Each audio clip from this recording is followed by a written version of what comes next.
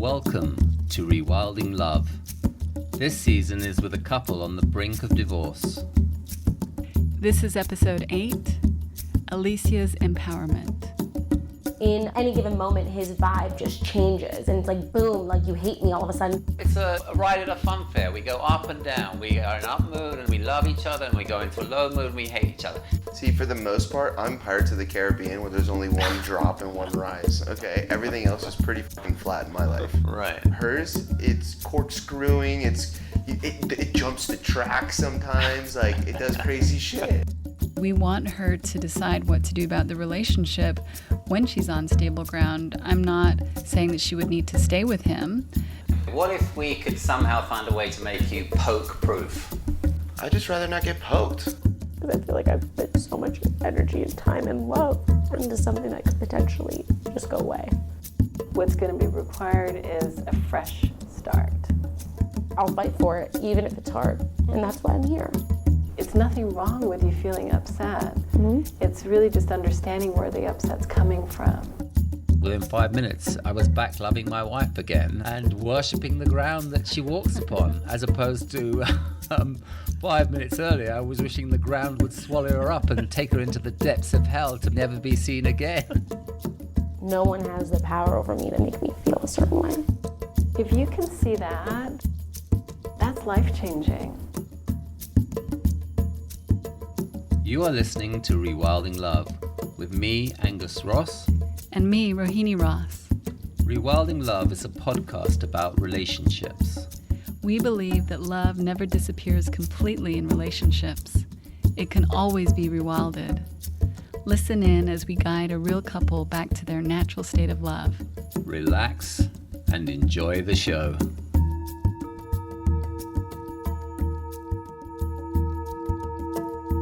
So while you were having your breakthrough moment with Matteo in the other room, what occurred to me in terms of supporting Alicia, it felt really important for me to help her come to terms with the possibility that the marriage might not work out. And I really wanted to empower her and for her to see her resilience. Yeah, isn't it so ironic that here am I having a conversation with Matteo in the other room where I am witnessing him finally seeing some light at the end of the tunnel and the possibility that this relationship can work out after all because he's had some kind of meaningful insight. And then here are you with Alicia prepping her for the possibility of divorce. I mean, I kind of love the contrast in a way.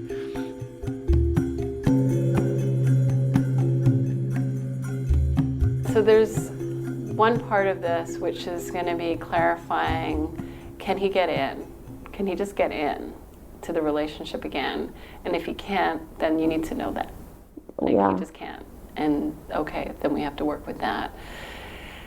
And so if he's in, then all of that kind of comes off the table because you don't say those things when you're in. Now, in terms of the future, it doesn't mean that what you know for yourself is that when he gets discouraged, when he gets down, like he starts to back out.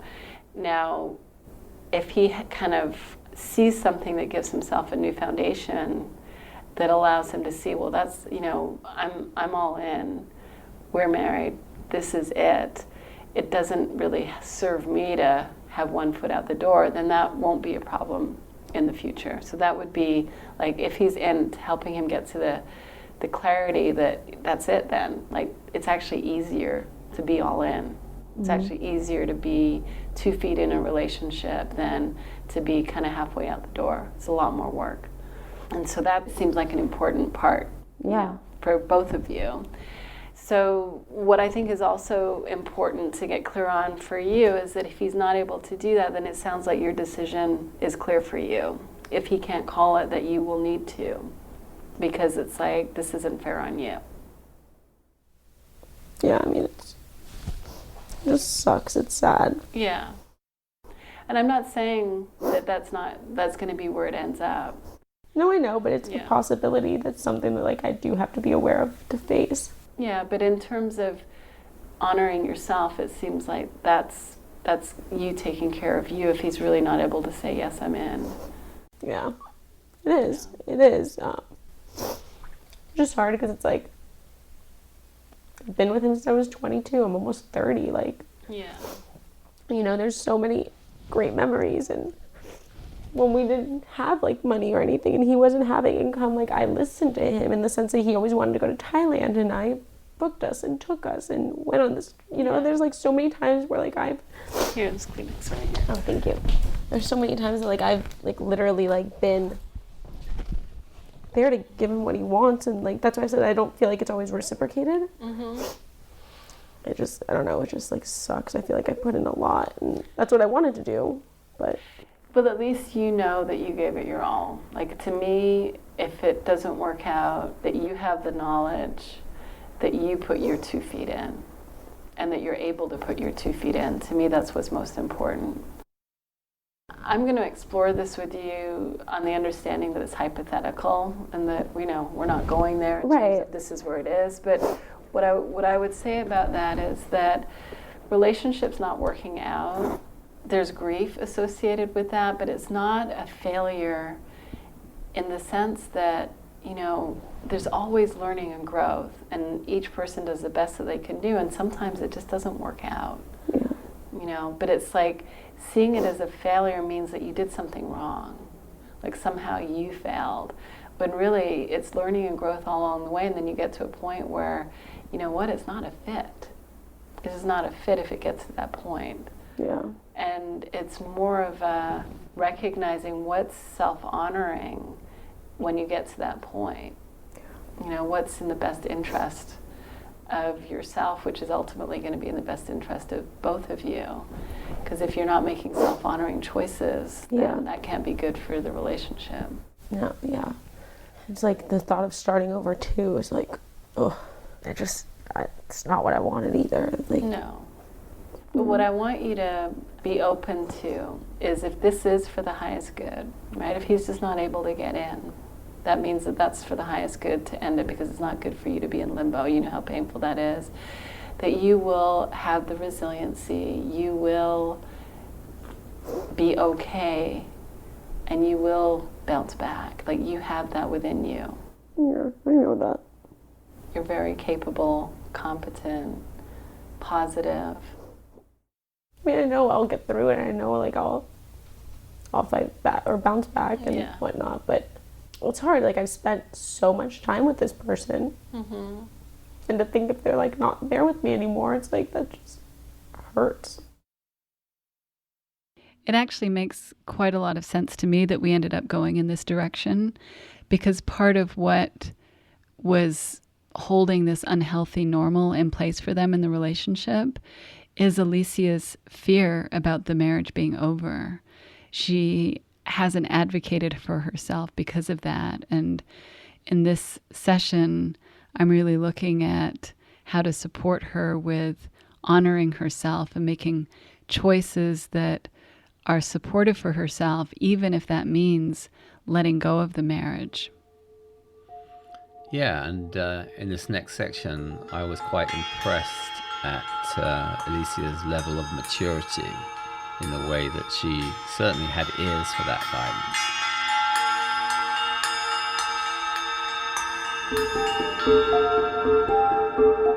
It's the reality that is a possibility, and it's it's something that I've been dealing with and trying to face, and that's where these blow-ups do come out, because it's like I'm so unclear.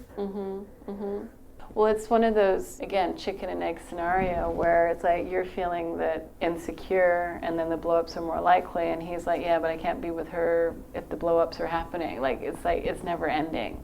Right. It's a vicious cycle. Yeah, it's a vicious cycle. So what we talked about yesterday, though, is that you can, and I think this is what's important, you recognizing, like, dealing with emotions is hard for you.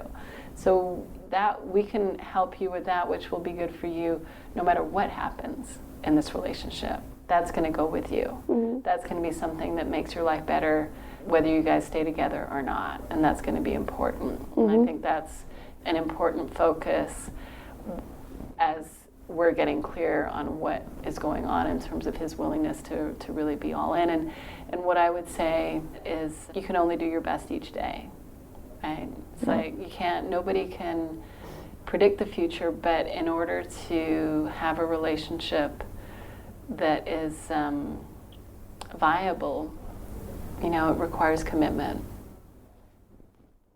Yeah, I mean, on the other hand, like, I hope he finds what he wants if it's not, like, with me, and I hope he finds his happiness, and also faces, like, whatever he's going through and where we went wrong so it doesn't happen again for him. Yeah, and sometimes, it's just about readiness. Sometimes it's just about maturity. Sometimes it's not about you or about even things not going wrong. It's about sometimes people don't have the internal readiness for commitment. It's I've told him so many times in, like, different aspects of life. I was like, you always think that the grass is greener on the other side. I was like, it's not. It's going to be green if you water it. Like, that's just how it works. And when he has said things like, oh, I see all these other people, or I imagine what it would be like to be happy with somebody else, it's like, you think that. You think that, but it takes you to do things. Like, relationships aren't easy. Like, you're not going to enter a marriage that's just going to be all bliss and happy-go-lucky and flying pigs and unicorns. Like, it doesn't work that way. Like, you have to make it that way. And I don't think he believes that. I think it's hopeful that he's at least willing to have this kind of conversation and be transparent and honest and kind of get help in his ambivalence, because clearly that's not working for him either. Yeah. Right, or else he wouldn't be doing this. Totally. And it's like, it's confusing when then I get to a point where I'm like, okay, well then I'm done. I'm going to give you what you want. And then he's like, well, no, I want this forever. I want us forever. And it's like, I don't know what to believe that comes out of your mouth, because like, my story has never changed. But at some point I do have to learn self-respect. Here I really want her to internalize that if the marriage doesn't work out, that it isn't a failure, and for her to not make that mean something about her, and to also not see that the experience of us coming together and working together, to not see that as a failure either. And I think it's very common for people to think that success or a successful outcome means that the relationship will work. And in the work that we do, it takes a much broader perspective, and we're really looking at transformation and healing. And sometimes as part of that process of transformation and healing, the end result is that one or both members might decide to not continue with the relationship. Someone might choose to leave an unhealthy situation, and we don't see that as a failure. On our part, we see that as a recognition of the growth and the learning. And what's really important is that those decisions aren't made from a place of fear and reactivity. That's what we're really focusing on, is helping couples, helping individuals come to a place of centeredness, equilibrium, internal peace, and to make decisions related to their life from there, to rewild that inner experience of well-being, of love and harmony, and from that inner state, take action in their life. Yeah, I really like this approach. And apart from anything else, I feel like it will temper some of the feelings that she will probably have. And obviously she definitely expressed some of those feelings in this section, where she got into the sort of negative future fantasy about being alone. But really, at the end of the day, she's going to leave this intensive with some invaluable information, which will really set her up well to deal with whatever comes away from this point forward, whether she's with Matteo or not. So I love the idea that you're really trying to sort of share with her that this is going to be really helpful, this understanding in how it's going to make life look a whole lot easier in or outside of the relationship. And even in this section, you can hear that she's pulling back and seeing the big picture more. As you said to me after the session, she was getting more philosophical in her approach and really wanting the best for Matteo no matter what. Yeah, I thought that was a really beautiful moment, that in the face of all of this falling apart at the seams, she's still able to maintain that sense of compassion as far as he's concerned. And that's really interesting that she has that capacity, and then she has her other moments where she gets incredibly volatile and just flies off the handle. And so we look at that a little bit more in depth in the next section. Yeah, that's fantastic.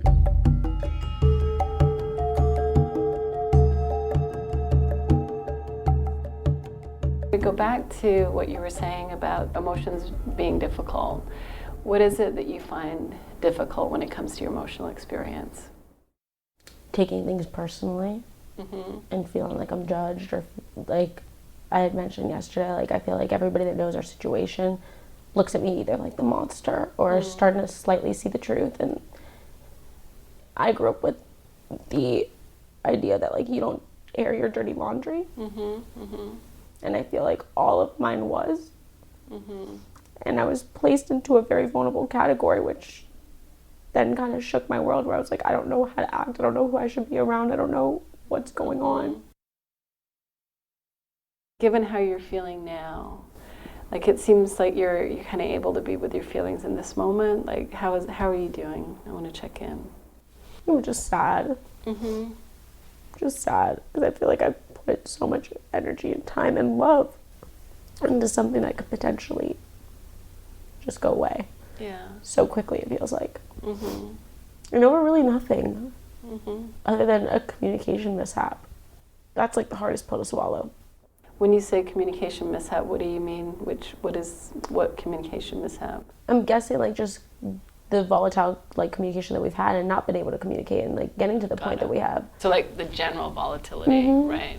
Or like the guardedness that he's always kind of had, and not wanting me to get too close, it feels like even recently. Before the papers. I mean, we would have those moments, but then he'd bounce back, and I would always be like, okay, we're fine. And that's why, like, when this sprung up on me, I was just like, this is like out of nowhere, this is out of left field, and like I can read in between the lines, and I can figure things out, and the fact that I didn't see any of this coming, like, still freaks me out. So what do you make of that? He sees the volatility as a problem and you don't. Like, let's look at that. Like, what do you make of that? It's not that I don't see that it's a problem. It definitely is, because like I expressed yesterday, like I don't even like going through it. It's right. I guess it's the fact that like we had that dynamic for some time, and it still always bounced back. It was still always strong. It wasn't a problem before, right? And it was a problem. That was moments that I recognize that, whatever. But it's like also the other thing is like so hard to see is like everybody says like we're such a great couple together, and we're so happy together, and we clearly love each other so much, and like you can see in like photos even recently, like the way that we look at each other, and it's not like we care about each other, and everyone says they have so much fun with us together. And I kind of feel like it did come out of nowhere, because like when that whole thing came out in the papers and everything, we really didn't have like a blowout, but it was something that had been building, it sounds like. So the way that you just language it now, it's like if this happens, it's kind of over nothing, just a communication thing. If that were the deal breaker, do you feel like based on what we've talked about, the volatility is going to be different in the relationship now? Like, do you think that that would be a different experience based on what you've seen? Do you think you've seen enough for that not to be the same, I guess is what I'm wondering. Yeah, for multiple reasons. One of which is like I don't want to, like I said, it takes a lot to come down from it. But also like just to recognize that like he's not the one making me feel that way. Like it's more so like it's me. Yeah. And I need to recognize when that happens and just like walk away from it. Yeah. It's also just like viewing things a little differently. Mm-hmm. So you've seen some things that could really make a big difference there, which I think is going to be important for him to hear at some point, and Angus and I will figure that out. So it's like one way of looking at this is you could have been with someone where this kind of volatility was not an issue, like wasn't a problem. It's not like you're wrong or you're bad. It's just like they're immune to it. It's not a big deal. That's not the case. You're with somebody where they're really sensitive to it, and that may or may not change. And it seems like over time, his tolerance kind of decreased. So what worked okay at the beginning, over time, is like, this isn't working anymore. And I'm not saying that you're responsible for fixing this relationship. Like, I want to be really clear on that. There's clearly his ability to be all in and to be open and committed, like that's clearly what's on his side. But what I'm seeing based on, Angus and I talking and us speaking, is that if he's able to make movement on that side, and you're able to really genuinely be open to being on the learning curve with your volatility, and it's not like a sacrifice.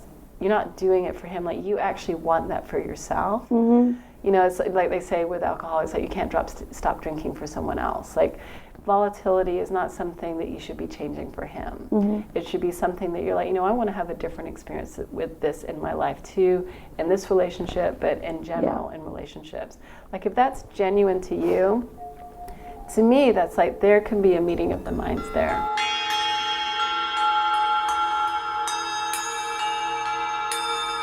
I really appreciate what she's seen, and I really appreciate how willing she is to be on the learning curve.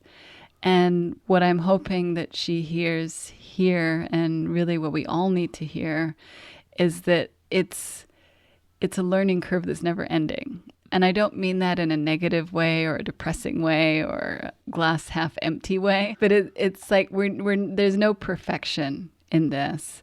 And with the couples that we work with, volatility is a huge issue for most couples. I don't know many relationships where volatility doesn't come up. And when that isn't an issue, oftentimes what the couples are struggling with is that they're feeling like they're two ships that pass in the night. They have a business kind of relationship and there isn't enough intimacy. And so that's a whole other situation. But for most couples, volatility comes up. And I think it's really helpful to understand that there can be a learning curve around not taking other people's behavior personally, recognizing that we get caught up in our own low mood thinking and react to that and discharge our low mood on our partner.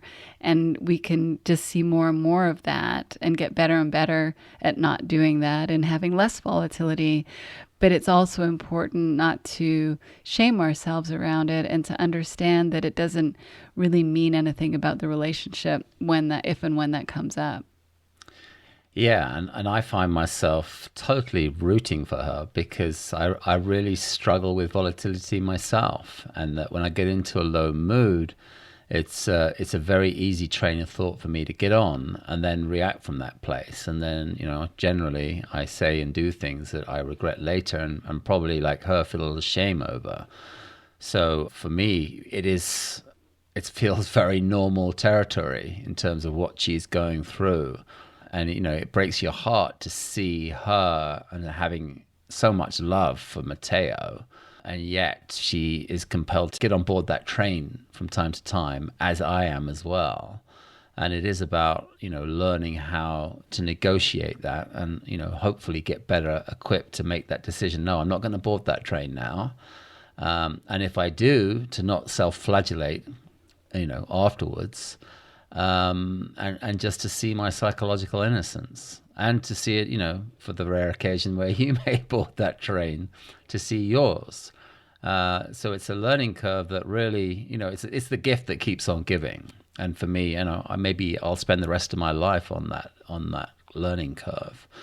But for me, it's an invaluable lesson for me to avoid the experiences that I have when I get caught up in volatility. And then the ensuing shame and guilt that comes in the aftermath of that.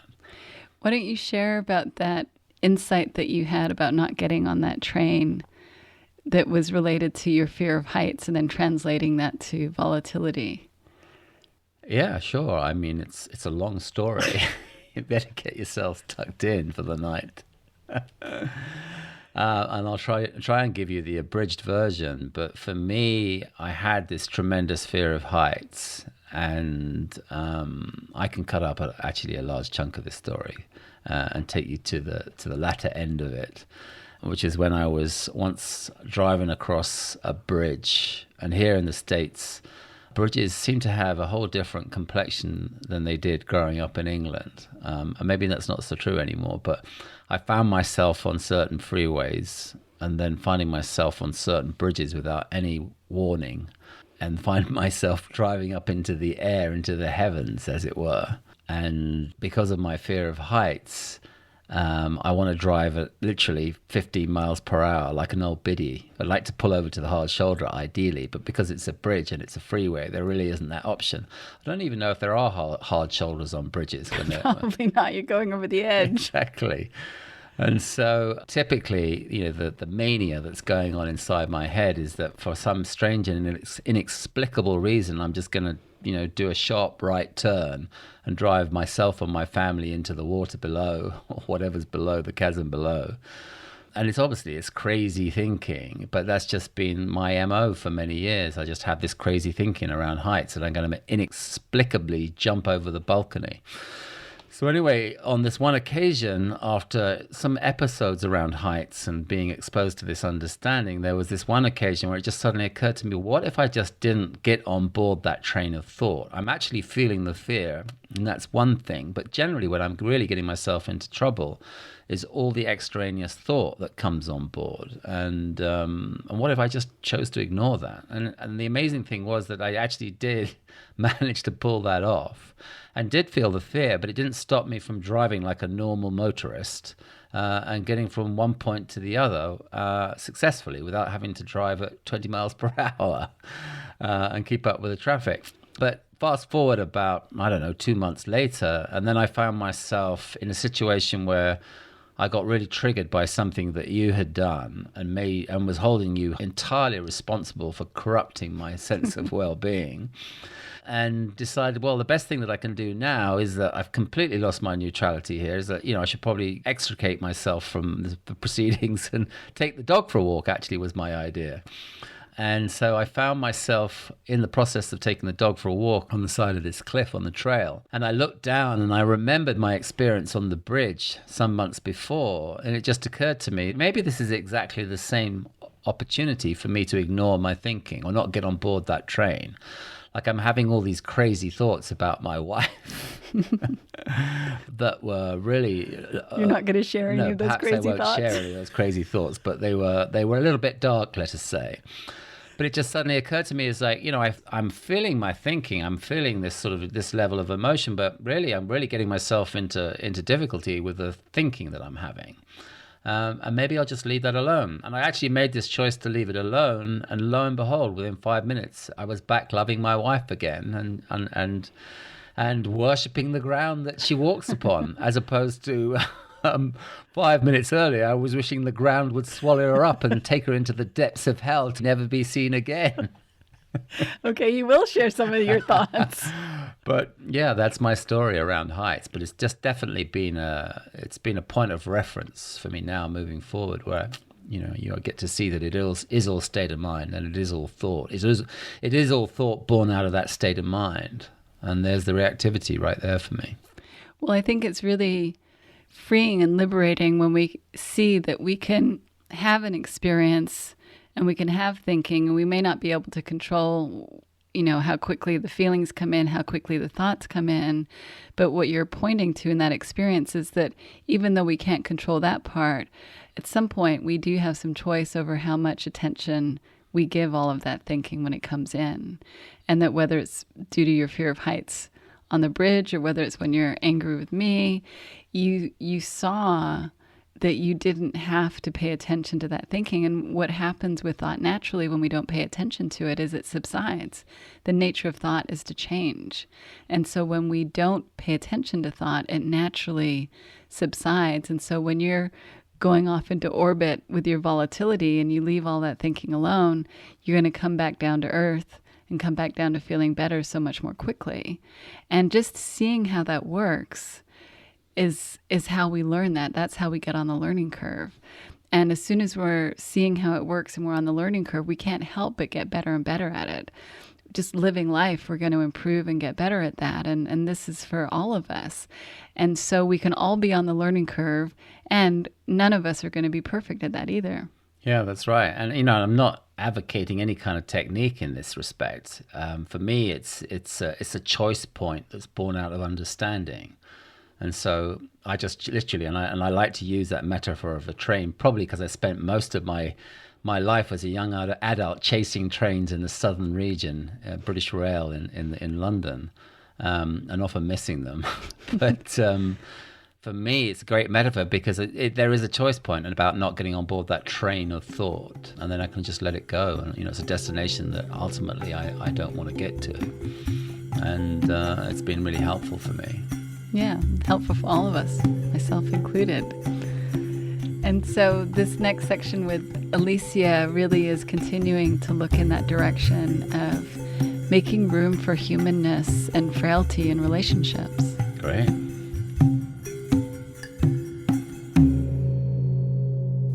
I'll fight for it, even if it's hard. And that's why I'm here. Yeah. Yeah. And so that's like the hardest part is like, I don't want to quit her for like a husband. Yeah, and I really appreciate how you really are 2 feet in. That's what got you guys this far. If you hadn't been in, it would be done, be over with. So it's like you're clearly not struggling in that level over the commitment piece, but it takes both sides to be in. That's the thing. You can't do it. You can't do it all. What's going to be required is a fresh start. Yeah. So like he likes to bring the past. I know, and this is where I'm going to go back to putting the emphasis on each one of you. So it's like sometimes he's not going to be able to forget about the past and he's going to bring it in, but you don't have to take that on. And you can be like, ground zero, this is a fresh start. And the next moment can be a fresh start, and that's one of your strengths, right? So you can kind of hold on to that, and if he's just like you're going to be on a learning curve with volatility, he's going to be on a learning curve with fresh start, being 2 feet in. So just like I wouldn't expect you to never lose your temper again and go off the handle, he's going to, have setbacks too. Like he's going to get cold feet, or he's going to bring up the past. But as long as it's moving forward as part of a learning curve, then that's just being human. And so if he stumbles in one of those ways, the idea would be that, okay, but then you regroup and you're like, oh yeah, right, do over, let's start again. That's the learning curve. And I think that that's an awakening point to like practice and realize that like I could do that and not take it so hard, or like not let it affect my emotions or make me overthink or make me fearful. Exactly. Like you just have to see it as like, oh, I slipped up, lost my temper, I blame, I got caught up. So when he does those things, like, oh, he slipped up, he got caught up and did his behavior that you find really difficult. So it's like room for the humanness and being on the learning curve. But as long as it's a learning curve, you're going to each get better. You're going to lose your temper less often. If you lose it, it's not going to be as extreme. Right. Like all of that is going to get a lot easier as long as you're really staying with what you're seeing, basically, because it will feel so much better to you. Like it will feel easier to you to not take things personally. It will feel easier to you to be like, oh, I'm feeling my own thinking now. It's not him. I don't need to worry about him. I just need to take care of myself in this moment. Like that will actually feel like a nicer life to you. And so the learning curve is a positively reinforcing one. It's not like I'm asking you to do something that makes you feel worse. Right. I'm asking you to say, hey, this is actually going to feel a lot better for you. And like I said, the byproduct is that it's going to be better for the relationship too. Yeah. I mean, even like if he were to go down that path, like just thinking, be like, okay, I'm going to go for a walk with the dog, and like you deal with your emotions. Exactly. And, like, just walk away from it so I don't get shot in the crossfire in a sense. Yeah, you'll find your ways to do that. Exactly. Walking the dog sounds like a great way to just kind of clear your head, not be in the escalation of it, and then let him stabilize and let yourself stabilize. So you will get better at doing that earlier, and it will feel easier to step away, and it will be less compelling to stay in that. I think with all of the focus on self-help and personal development, it can look like we need to be better people in order to have a good relationship. And I think that we all naturally grow and learn, so we do evolve along the way. But what I really hope people are hearing as they listen to this, and hope that Alicia and Matteo are getting, is that they can have a good relationship being human and being themselves. And that relationships can have room for frailties in our partner. And that we don't have to improve ourselves to not have any frailties in order for a relationship to work. And that we don't need our partner to get rid of all of their frailties in order for the relationship to work. And what happens when a relationship has room for humanness is that the people in the relationship relax and they're more themselves, and it actually brings out the best in each other. And when a relationship has people in it that are putting pressure on themselves to be better or pressure on the other person to be better, it tends to bring out the worst in them. And so that's why I'm really emphasizing here the importance of it being okay to be on a learning curve. And whenever we're learning something, we're going to mess up, we're going to make mistakes, it's not going to be perfect. And like I said earlier, this isn't a learning curve that ends. There's no perfection here.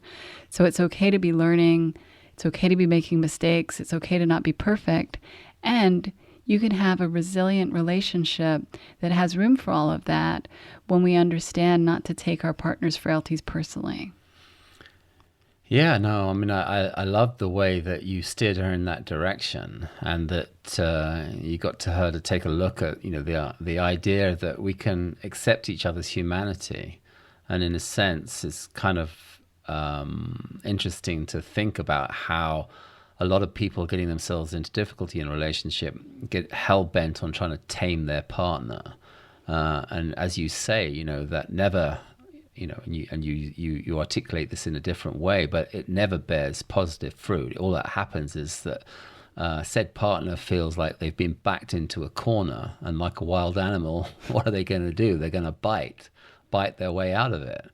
So in a sense, to be able to give each other the room to make mistakes, to accept their humanity, that is a growing edge. That's where you're going to learn. And if you rob them of that opportunity, you're doing each other a disservice in a sense. So I love that idea of using that analogy about that we try and tame our partners, because really we have to set them free and let them learn by their mistakes. And the chances are, learning by their mistakes, things will improve. Things generally tend to go haywire when, as I've said before, we get backed into a corner and we just, there are other emotions that come into play, like resentment and this need to react and fight out. And people don't just try to tame their partner, they try to tame themselves too. They do, yeah, absolutely. It sounds even worse. It's like even more pressure. But there's that self-management piece. Anyway, in this next section, I find it quite encouraging because Alicia is starting to understand that her experience is coming from how she relates to her own thinking.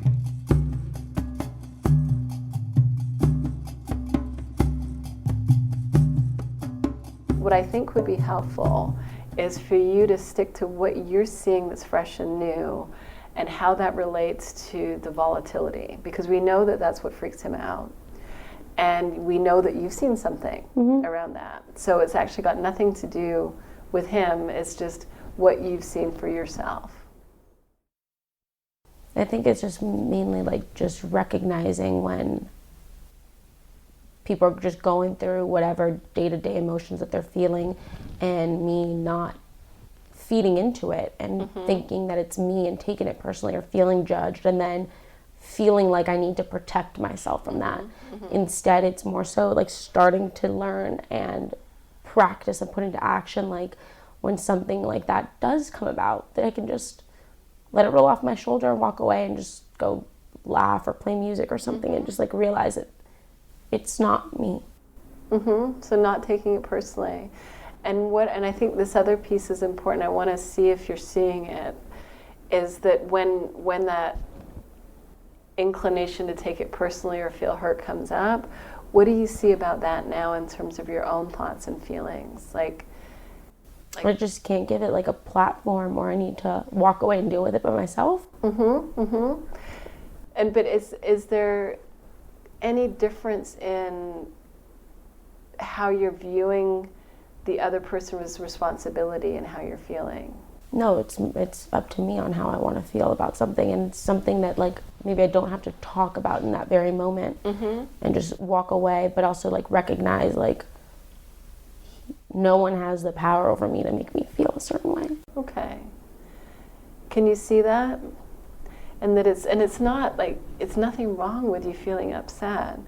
It's really just understanding where the upset's coming from. Yeah, and it's just going to have to be one of those constant reminders in the beginning when I'm like at that point, to just be like, it's my choice that I'm feeling this way, or it's me that's thinking this way and elevating, getting scared. No, I would even take the word choice out, because I think it's going to have you be hard on yourself. It's just your state of mind in the moment. Yeah. Like, you don't choose your state of mind in the moment, but you can just be in a stirred up state of mind in the moment, and that's where the hurt and the upset is coming from. Yeah. And your responsibility is to take care of yourself, right? And so taking care of yourself would make sense to walk the dog, settle. If you don't see that it's coming from your stirred up state of mind, then it makes sense to stay engaged. But when you really see like, my state of mind is stirred up, I'm not okay. Yeah, or I'm starting to get stirred up. Yeah, then you take care of yourself. Yeah, and like, I think that's definitely one of those portions where like, it's like the overthinking thing, like catching myself now. It's like to recognize when that happens and tell myself to stop and just like realize where it's like where it's from, and go do something else that'll almost distract me in that moment, so I don't give it that energy or give it that life. Exactly.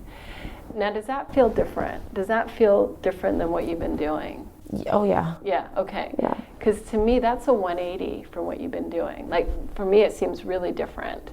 And that, to me, handles the volatility piece, right? So if he's saying that that's what the problem is, then it's not going to be perfect right away, but you're going to get better and better at navigating that. And so it's kind of like, well, that seems like you're doing your part. Yeah, and I think recognizing now that like I don't have to engage, like it doesn't help sometimes. Obviously you can assess it to like sometimes there has to be an engagement of like but really life-threatening. Yeah. When you're upset, if it's life-threatening, you have to handle it. If not, pretty much you don't need to.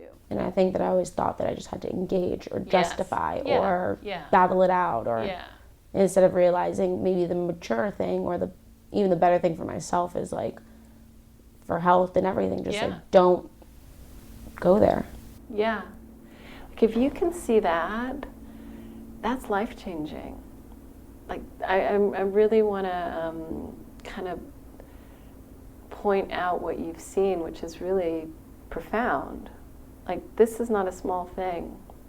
Even though it's simple, it's not a small thing. Like it changes everything. Yeah, and it does take practice, I'm sure. Yeah, it's a learning curve. So it's like there's a difference between being on the learning curve and not being on the learning curve. So what I would say is before, when you didn't realize that you were feeling your state of mind, and it looks like, well, I got to engage because they're responsible for how I'm feeling. Exactly. That's not being on the learning curve.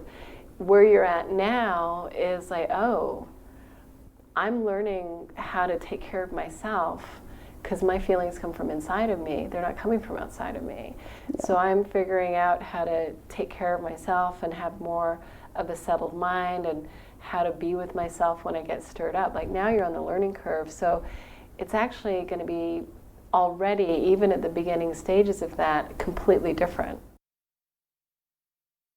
What I really liked here was to hear Alicia suddenly say that nobody has the power over me to make me feel a certain way.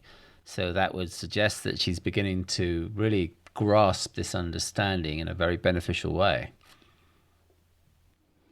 Yeah, she's definitely internalizing this idea that her feelings come from inside of her. What I was a little concerned about in this section, and I gave her some feedback around it, but I really want to emphasize that here for everybody else, is that she was starting to get this idea that somehow what we were talking about was going to help her to control her feelings and not have certain experiences. And so I wanted to make it really clear that that's not what I'm saying. What we're talking about doesn't give you the power to not have certain feelings. We don't control our thoughts. And if we can't control our thoughts, we're not going to be able to control our feelings, because feelings come from thoughts. But what this understanding does do is it helps you understand where your feelings come from.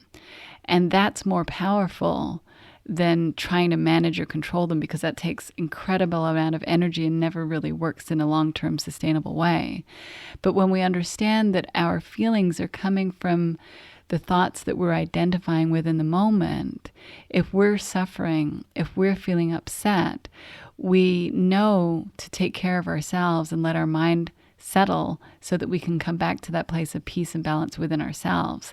Now, that doesn't mean that there might not be something to address in the outside world. I want to be clear about that. But to take care of ourselves first and address anything that needs to be addressed secondly is what's important. And I said that in this section where she points that out, and I'm saying that most of the time, unless there's a real emergency, you have time to put that oxygen mask on yourself. We can all do that. And when we feel compelled to act immediately, if it's not that crisis situation, that's usually just our emotional energy wanting to discharge because it's uncomfortable, rather than it being the wise thing to do in the moment. Yeah, I can see how, well, first and foremost, I guess, Rome wasn't built in a day, but I could see how she was trying to repurpose this understanding into some kind of technique that she could use in the moment. But I love the way that you caught that and tried to steer in a different direction. Yeah, so hopefully that's going to take the pressure off, because thought management is just extra pressure. And that extra pressure isn't going to help the mind to settle. And ultimately, when we have a settled mind, we naturally feel peace and well-being. And that's all that's required to experience that. We don't need to work at those things. Those are our natural state. And that's why we call our work rewilding, because we're rewilding back to those natural qualities of the true self that are peace, harmony, well-being, love. We don't need to create that. That's who we are naturally. Yeah, no, absolutely. That self-management is not a good use of personal bandwidth. We need to be a little bit economical in that sense. That's right. So next we'll listen in on our conversation about neutrality. Sounds good.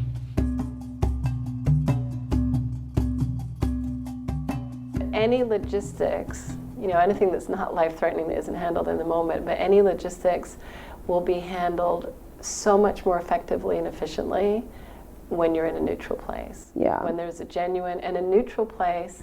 Like sometimes people, like somebody sent me an email a couple days ago, or it was a text, and she said, I had recommended a website designer just innocently. It's like, hey, I hear this person's designing websites. You're looking for someone. And they sent me this text back, and they'd had a bad interaction with them in the past. And then they sent me another text saying, gosh, I thought I was neutral when I sent that text to you. And I realize now, like, how unneutral I was. And I'm like, it's all fine. I didn't take anything personally. It wasn't anything to do with me. But it's really good to know what neutral feels like, because we can think we're neutral like this person did when we're not neutral at all. And as long as we're not neutral, those interactions are always going to go badly. Yeah. Right? So luckily it was just to me, wasn't anything Right. important, but it's like really getting a feel for what neutral is, and that it's like there's nothing on it. There's nothing on it. And so, and I do a lot of executive coaching. Angus and I work with corporations, and that's a lot of the work that we do. People have these very tense, hostile, professional relationships, and they think they're going in neutral to work out the problem, and they're oblivious to their own reactivity. So that's what you're on the learning curve with, is to really be like, oh, neutral is always this. It's never slightly, it's this is neutral. Like a nice feeling, relaxed feeling, like that's neutral. Yeah. Anything that's not that is not neutral. And interactions when there's a lot of sensitivity, because you guys have had a lot of sensitivity in your relationship, they will go south so quickly. Spending more time in that neutral place in general. Like your productivity will go up, your stress will go down. Like to see that that neutral that you're describing is actually applicable to everything. So like, are you neutral related to your work project?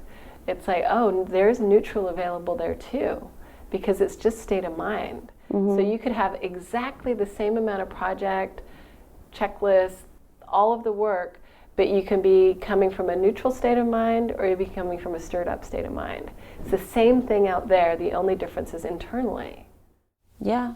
I mean, I can recognize like right in this moment, like I can enter work neutral, but then because other people are stirred up, then my heart starts racing and then I have to do all this stuff and then I get freaked out and then I'm like in a tizzy during the day and I can't bring it back down. And I think what I need to do like initially is just being like, okay, you're there, it'll get done. That's right. Let's just chill, and then I continue about my way. You can stay neutral even with other people, you know, whatever state of mind there is. Like this is what's so powerful when you see the role of state of mind in your own life is you become less influenced by other people's state of mind. You become more capable of staying in that neutral, clear place, even if other people aren't there. And like, you know, I was saying, we do a lot of executive coaching work.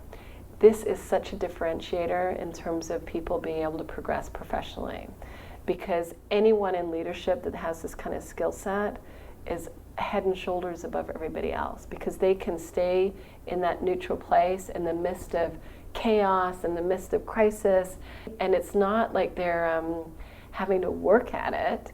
They just naturally can drop into a place of recognizing what's going to be most effective and efficient for dealing with the situation, and that they can dismiss all of the noise of the anxious and the insecure thinking and listen to that deeper place of common sense or inner wisdom or intuition. They're just able to stay listening to that more than the noise of all those other thoughts. Recognizing that that clarity is available to you on a day-to-day. Right. More of that's available to you, and all it requires is recognizing when are you buying into all of the fearful, anxious, insecure, self-doubt thoughts, and giving them credibility and paying attention to them, giving them airtime basically. And when you're in a crisis, those go to the background. You're not listening, you're just listening, this is what's it. So on the day-to-day, when you're able to be like, oh, I don't need to listen to any of that, and you just stay with what you know needs to happen, what's common sense, what your intuition guides you to do, your day-to-day, your stress level goes from here down to there. So much nicer. Well, I know that I'm guilty of thinking I'm neutral when I'm not, and it doesn't usually go well when that's the case. And it makes me think of the times when you might ask someone, oh, are you upset? And like, no, I'm not upset. And sometimes our reactive thinking can be very compelling and look very logical. Like I think we're all pretty good at knowing when we're having very angry, reactive thoughts, but there's certain thoughts that aren't quite that level that we still think are rational because they got enough of a rational coating on them to slip under the radar, but actually they're pretty reactive. And that's what I wanted to point out to her here so that she could start to recognize that when we're neutral, there is a feeling of peace and well-being and okayness, like it's got a good feeling associated with it. And when we're not there, we're not neutral. I think you're quite adept at recognizing that rational coating and presenting yourself in a way where you think that you appear neutral, that I might at time question. But you can see how it's so crafty, you know, that sense that we have within ourselves that we're actually showing up in a neutral way. And we very much are not. And the other party almost always will recognize that. Actually, I'm remembering now, it happened maybe a month or so ago related to one of our daughters, and I was having a bit of a rant and getting all extreme. And you're like, I don't think you're neutral. I'm like, yes, I am. This is perfectly logical. I know, that's funny. Yeah, no, I'm so guilty of that too. I'm sure that, you know, that I can get very sanctimonious about my beliefs and what I have to offer. and think that I'm delivering it in a very neutral way when I'm anything but. And what never lies, what we can always count on, is the quality of our feeling. It will always tell us the truth. And if we're really honest with ourselves, we'll know whether we're in a good feeling or not. Even little children can tell whether they're in a good feeling or not.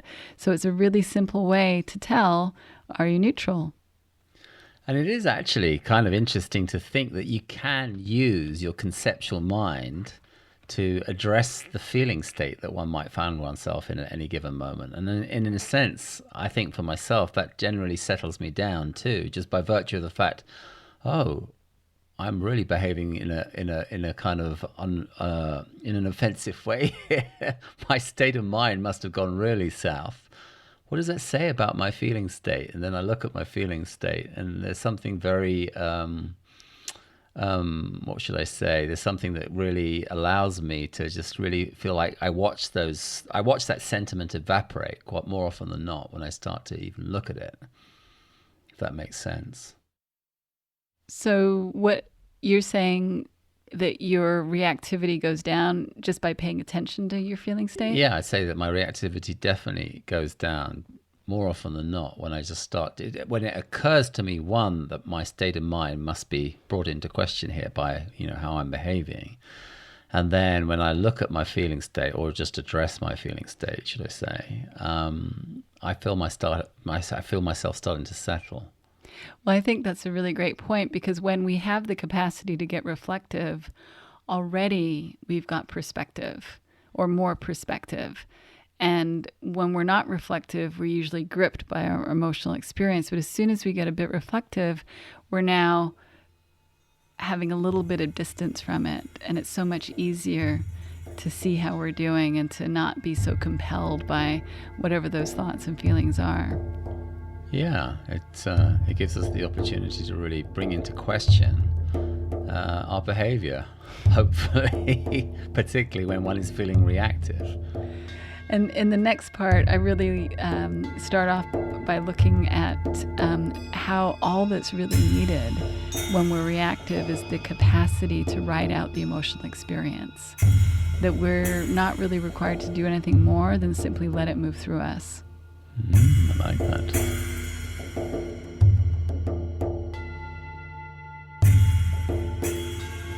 What I'm asking you to put out of sight, out of mind are insecure thoughts, self-doubt thoughts, anxious thoughts, and there's no content that actually needs to pay attention to.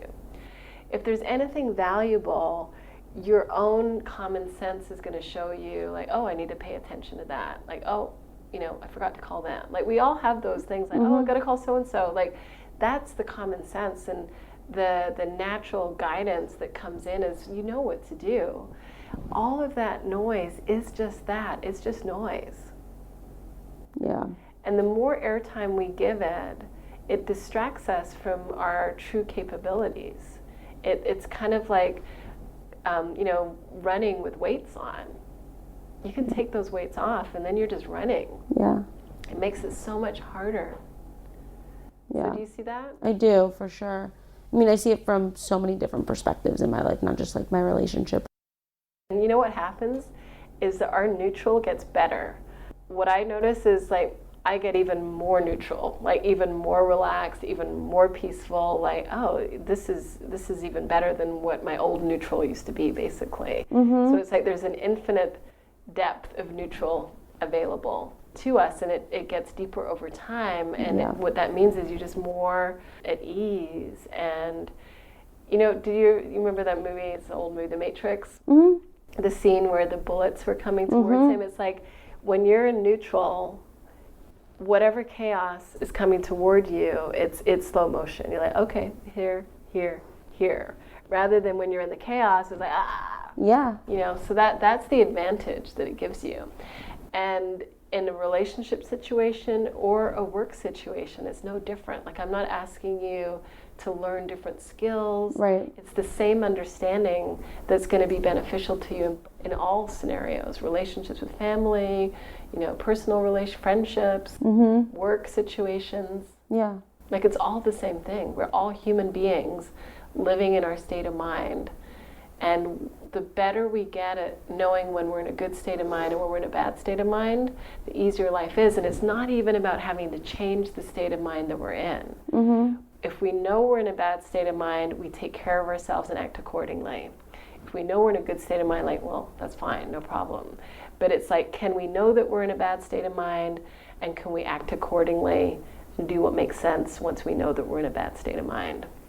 That's the challenge. Yeah, but when you see it and you feel the benefit of it, then it's kind of like common sense. Mm-hmm. Like, it's not that hard. It's not as hard as you might think it's going to be. Right. Even though the habitual habit might be there to get reactive, it's like, whoa, it feels so much better to not be at the effect of our stirred up state of mind. Like, it's really freeing to be like, I can have all of that. Like, one way to talk about it is like, you have a thought storm.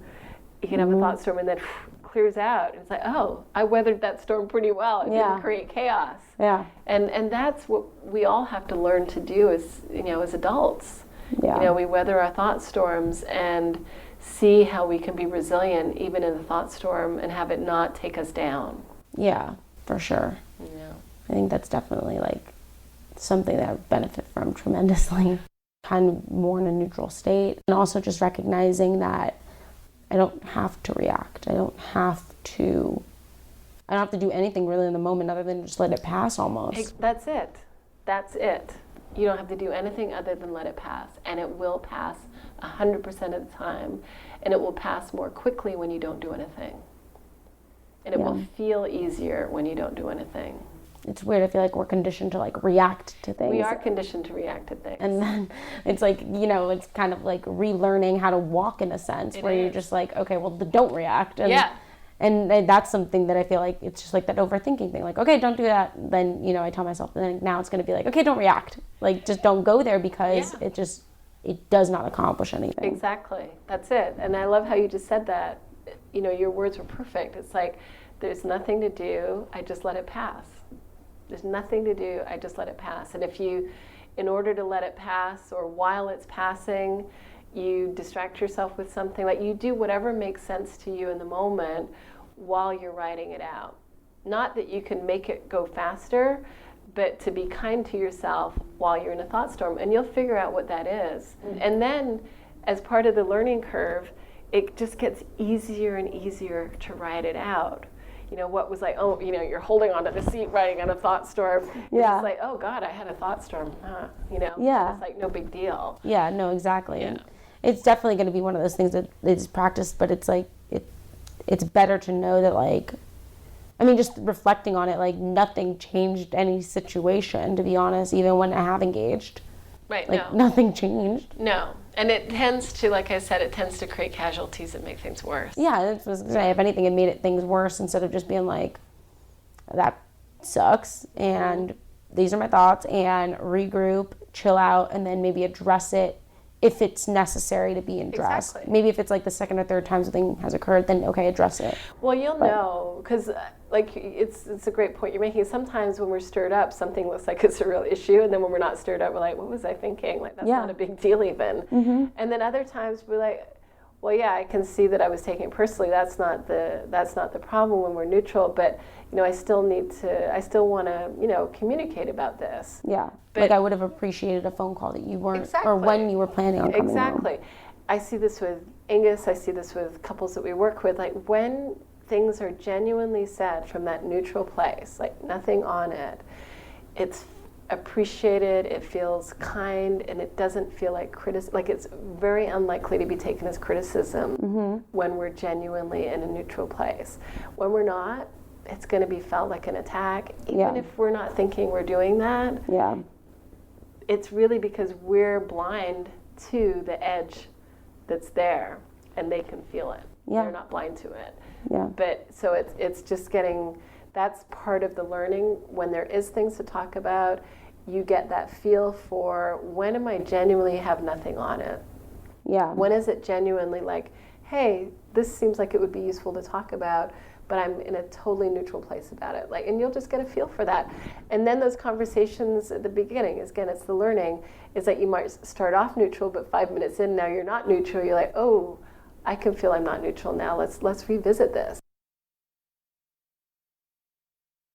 I know that people are starting to put dots together when they're able to generalize what we're talking about.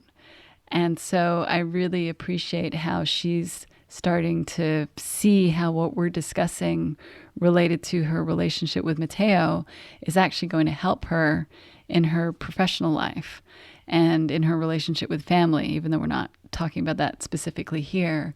But it's really key to recognize that the understanding that we're discussing related to her husband is actually the same understanding that's going to help her to go through life in a more graceful and lighthearted way, because we're always living in a state of mind.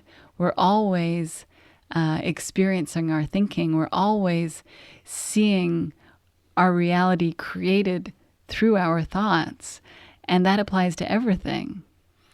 Yeah, I mean, I think really, logically, for her to see it, for us all to see it universally, it's going to make it much easier for us to now look at our relationship and see, yeah, of course, these very same principles apply in this arena, much as they apply in my professional arena too. And what a great reference point to have. And it's so easy when we're caught up and the stakes are high on the relationship front to really kind of miss the woods for the trees. Yeah. And in this sense, it's kind of like, yeah, how fantastic that, it is a universal understanding and it's applicable right across the board. And oftentimes what's really helpful is that we all tend to have areas of our life where we see this naturally. We are just naturally able to recognize, well, that's crazy insecure thinking around that. I'm not going to pay attention to that, or that's reactive. And so when people start to put the dots together, they can also see like, oh, well, I would never do that over there. Why do I do it here? And it helps them to see the areas where they have more blind spots and get caught up more easily, helps them to see that because they recognize, oh, I'm already doing this here. I already recognize this truth. Why don't I see it here? And it helps them to wake up to that more easily. Yeah, I mean, it really seemed to struck a chord with her. So yeah, props to you for that.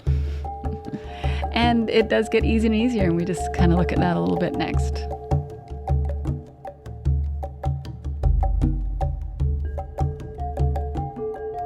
So if you kind of just get a feel for like, oh, I just need to write it out.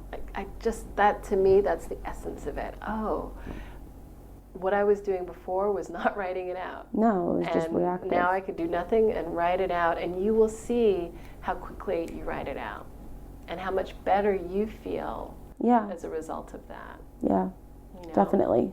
Yeah. So good for you, and the ripple effects will be the ripple effects in your life.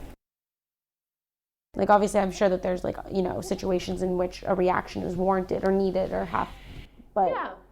You got a kid that's, like, going to run out in the street. You're going to react. You're going to grab him. You're going to grab him however you grab him. It's like those kinds of things.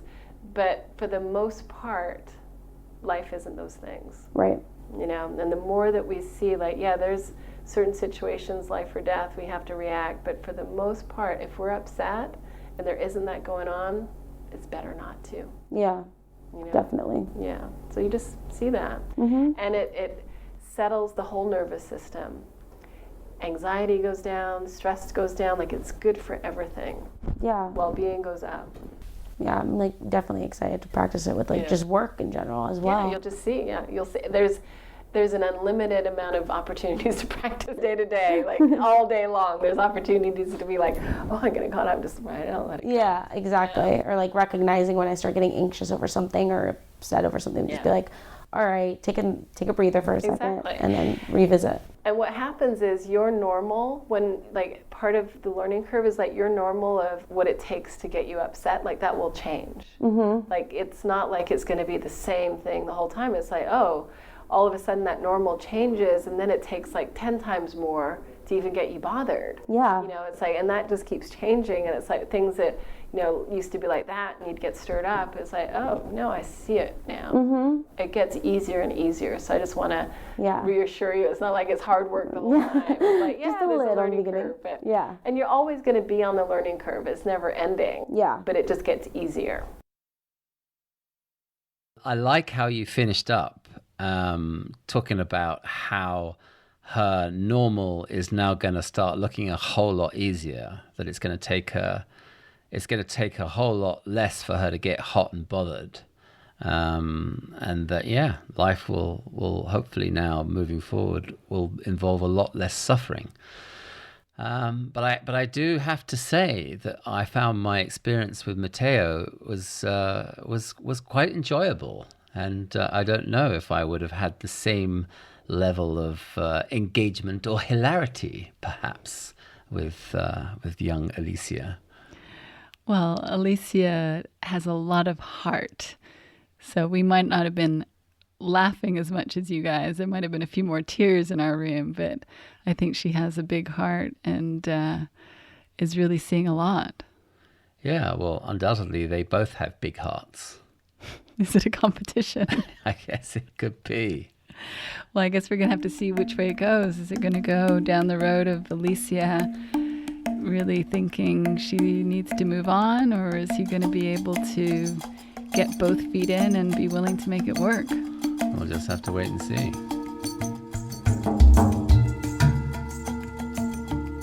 Thank you so much for listening to Rewilding Love. If you enjoyed this podcast, please let us know by subscribing on iTunes, and we would love for you to leave a review there. iTunes reviews will steer people to this podcast who need help with their relationships. If you would like to learn more about our work and our online rewilding community, please visit our website, therewilders.org. Thanks for listening. Join us next week.